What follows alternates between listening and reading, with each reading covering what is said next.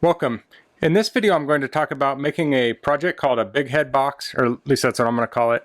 So what we do is we use a Fresnel lens and you put this in front of a person's face and then you have lights shining on their face and they have a box that goes around this and you put it on your head and your face looks huge in the lens and it's really cool. Fun little kind of thing to take to a party or a gathering, and people can try it on and take a picture or whatever. So I'll put a link in the description to this Fresnel lens on Amazon. And I didn't invent this. I've seen it before, and I looked for plans. I didn't find any plans I could follow with the Fresnel lens I could find. So this may not be the best way to do it, but it's how I'm going to do it. So I cut these boards here, and these are 13 inches. So this is going to be 13 inches from the front of the Fresnel lens to the back of your head. And the other dimensions match the Fresnel lens I have. So this will go here, and then these sides will fold up and this will fold up, so it'll be open on the bottom and you have the Fresnel lens on one side. I'll give you those dimensions approximately. So this is it's actually exactly 8 1/4. This one's 13, and I'm missing a dimension. Let's see right here. 11. This is 11 3/4 right here. So what I did is I beveled all these edges that I'm going to glue together. So I'm going to glue this like this, and then I'm going to glue the back side up.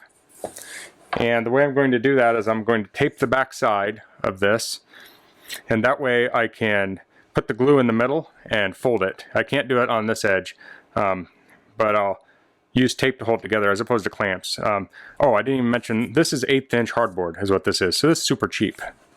Not super durable, but it's, you could also make this out of cardboard actually, and that wouldn't be a bad idea. Especially if you had some decent quality cardboard. I've seen like double layer cardboard on some boxes. That stuff would be pretty durable, and you could hot glue it too. So I'm going to glue this up, and I'm just going to speed up the video.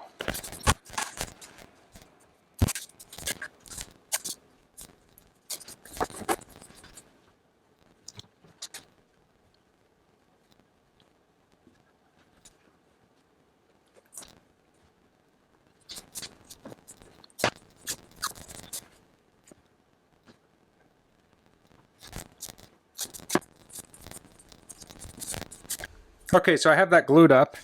I was gluing it with the Titebond 3. It has a long open time on it, so it gave me a lot of time to work through this. To spread the glue around, I'm using this Bench Dog silicone glue spreader, and then when this is dry, I'll just peel that off there. So after this is done drying, I'll need to mount the lights in here somehow and mount the Fresnel lens on the front. It probably wouldn't be a bad idea to get like a little board in here, like a little prop. I may do that. Maybe I'll use a dowel or something. To keep this from flexing, because you'll have the Fresnel lens in here and there's no like bottom end to this frame. So I'll cross that bridge when I get to it. So I'm going to pause now, let this dry. It'll be a second for you, and we'll continue working. Okay, a little update here. I cut these little angled boards here, and I glued those around the perimeter of this, and I made the angle so this LED tape would fit on the angle. So my next step will be cutting the LED and making it so it can fit around here. And this should direct the light into the box. Okay, I was partly through editing this video and I wanted to come back and do some soldering work on it because I didn't include that in the initial edit. So I have the LED battery pack held on the side with foam, and I can slide this and pop it off and get to the batteries here. And then I have it going down here, and I have it routed down this way and around, and it's soldered on the corners like right here. So I'm going to go through how I soldered that, and I'm using this Tillswall soldering iron. I'll put a link in the description to a video I did on this, and I'll put the link to this in the description. If you use that link, it helps me out a little bit. It doesn't cost you anything extra. Same with LED strip lights. So I have 2 pieces of the LED strip here taped down to the surface of a piece of wood, and I cut this with it's like a flush cut pliers. So it's a really clean cut, and I have the plus on the inside and the minus on the outside. So the first thing I need to do is remove the silicone there. So I'm going to take my soldering iron and I'm just going to melt that away. This stinks really bad. It'd probably be good to do this outside.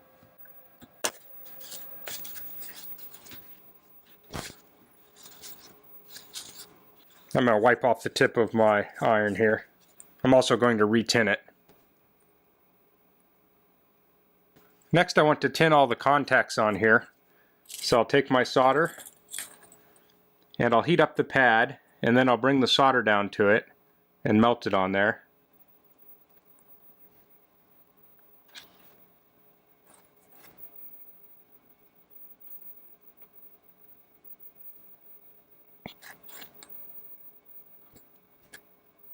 Okay, so I have these tinned, so you can see there's a little ball of solder on each of the contacts. Next I'm going to take this wire, and this is a silicone wire I'm using. It's probably a little heavier gauge than I need, but it's what I had. And I'll do the same thing here. I'll tin the exposed wire on each of these. I think this is like 18 gauge wire.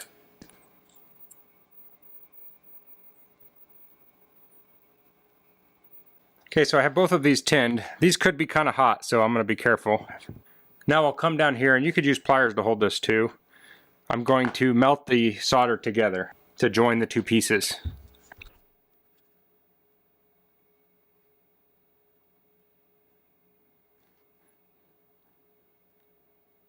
So I'll let this solidify, and then I want to turn a corner here. So I'll cut it right about there. And this one, I'll cut it right about there. I'll pull this off my board, and I will strip each one of these.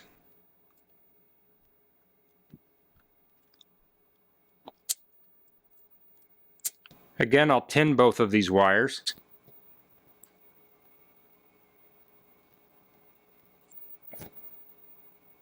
So I'm going to just get this in position here on this one. I'll probably do it kind of straight, and I'll tape it down to where I want it to go.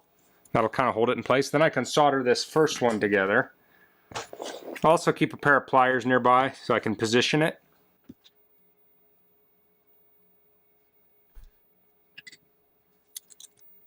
Next I'll turn this at about 90 degrees and I'll retape it down.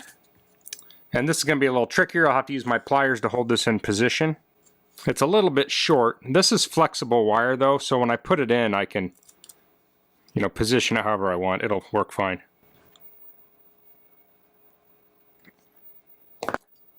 Okay, so this will still kind of turn at a right angle. You'll see the wires just move. So I'd take the adhesive strip off, and then I would mount it inside. So that would go like right here. So what I did is I measured the first piece, cut it, and then soldered a corner together, and then I stuck it in here, measured the next one, cut it, and I went all around, and I didn't tape it in obviously until I was finished. Okay, so I finished up the big head box, and like I said, this isn't a build series, but I just want to go over how I designed it. So I gave the dimensions of this earlier. I held the Fresnel lens on with packing tape, so I just lined it up with the edge and taped it on the front and then folded it over the sides. And the other thing to mention is I put these holes here. I drilled a hole. I drilled two holes, and then I took a jigsaw and cut between them to create handholds there, and I did one on the top too. So I turned the switch on. It's illuminated in here, illuminates your head, and then other people see it out the magnifying glass. When you're in here, you can't really see out of it very well, but that's not the whole point of it. So I'll put a picture up on the screen of what this looks like. You can see it kind of makes your head look super big. But that's all for this video. If you have any questions about this, please leave it in the comments. If you like this video, please click like. If you haven't subscribed to my channel, I'd appreciate it if you could do that. And thanks for watching. Until next time, goodbye.